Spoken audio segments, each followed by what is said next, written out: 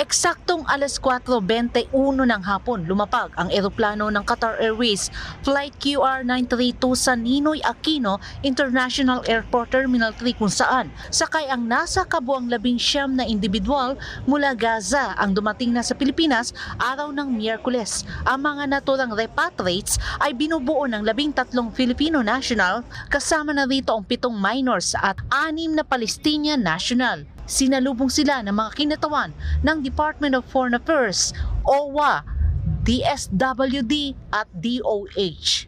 This fourth batch is composed of 13 Filipinos and 6 Palestinian spouses.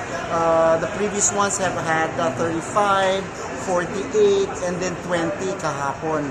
Kabilang si Hermelita, na tubong Camarines Sur ang nakauwi na araw ng Miyerkules. 4 sila na miyembro ng pamilya ang ligtas na dumating sa Pilipinas.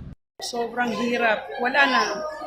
Ibig sabihin, pag nasa loob ka ng bahay, hindi ka ligtas. Pag lumabas ka rin, hindi ka rin ligtas. So, iyon ang malaki namin pasasalamat na buhay pa kami.